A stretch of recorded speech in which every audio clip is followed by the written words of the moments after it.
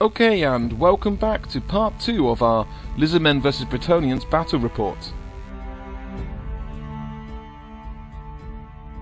We're going to move straight into Lizardmen turn 4. The Lizardman player makes a series of swift reforms in order to change the facing of his units. As you can see from looking at the tabletop view, the majority of the Bretonian army moved quickly away during the first 2 turns, leaving most of the Lizardman army alone and isolated on the right hand side. At this late stage in the game, it looks increasingly unlikely that the Lizardmen will actually get to see combat. Moving into the magic phase, and the winds of magic bring a huge 12 power dice, the Bretonian player also fails to channel. The Lizardman player throws a handful of dice at Throne of Vines, causing an irresistible force and a miscast.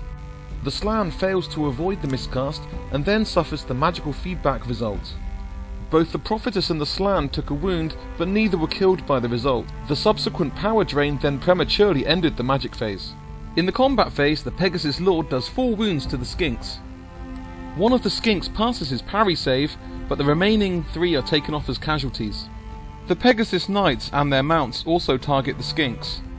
They cause 3 wounds and the Skink fails his armor save. The Lord's mount then attacks, causing 1 wound, and the Skink fails his parry save. The Skinks then fail to hit with any of their attacks back, and are subsequently wiped out by the Pegasus Knight's stomp attacks. And now we enter Bretonian turn 4.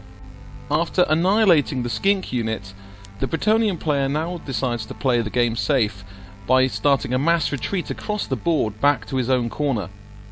The Bretonian player probably realised he can do more damage with his trebuchet than by attacking the large Temple Guard unit directly. In this kind of situation, it's hard to say whether the ends justify the means. The magic phase brings with it 8 power dice, and nobody channels. The Prophetess then quickly dispels Throne of Vines, and then fails to cast Comet of Cassandora.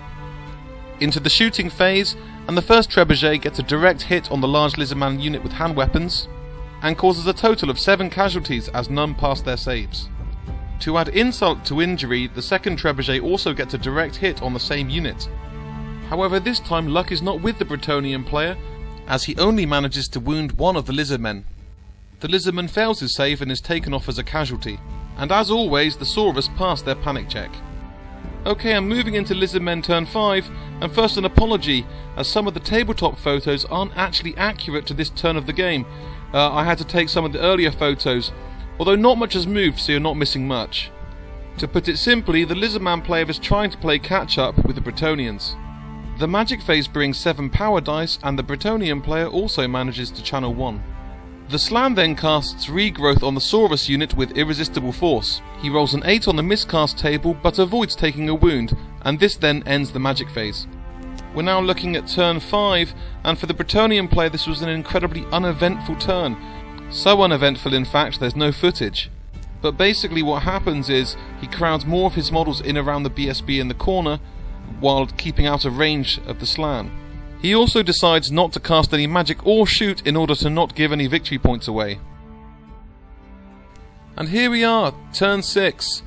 The Lizardman player desperately tries to move his troops forward to get his Slan into range. However, everything feels a little futile at this point in the game. The Bretonian player has tucked himself safely in the corner, and it will be very difficult to get any victory points from him. The winds of magic bring 11 dice, but neither player manages to channel. The Lizardman player casts Throne of Vines, but it was dispelled by the Prophetess. He also attempts Dwellers from Below, but he fails to cast. And this brings us to Bretonian's last turn of the game. As you can imagine from the previous 2 Bretonian turns, the player was playing very cautiously, and nothing actually happened. He did risk a final trebuchet shot during his shooting phase, however due to the fact that none of the characters were taken off, he decided to call it a day. And that brings us to the end of our game. Based on victory points, you could argue that it was a technical victory for the Bretonians, but I would call it a draw. I'll leave you with the game's summary from our 2 slightly inebriated players. Well, once again, I lost today. Essentially, it was a fairly close game, points-wise, although the dynamic of the game was not thus. The defining feature of the game for me was the fact that a river bisects cuts the battlefield in half, and that dictated lots of the tactics that we used. Essentially, I lost a unit, and the Bretonians, lost nothing. Thus, I lost. And that's fair enough, I lost. I don't know what I would have done that would be different. I think perhaps I need some pterodons in my Lizardman army. There we go. So basically, I was very underhand. I was losing all the magic phases because the Slan had very much more powerful magic phases.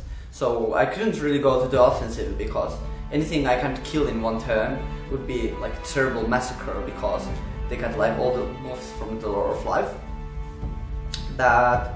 Well, the defining points were the failed charge from the lance that kind of left out my couple of units out of combat, and I couldn't get through the skinks in one turn. But the lucky, for me, of course, lucky miscast from the slam helped me to regain the edge. So basically, I tried to weaken a unit and then kill it away and just try not to lose points. Thanks for watching, and if you enjoyed this battle report, please subscribe to our YouTube channel for more, both in English and Japanese.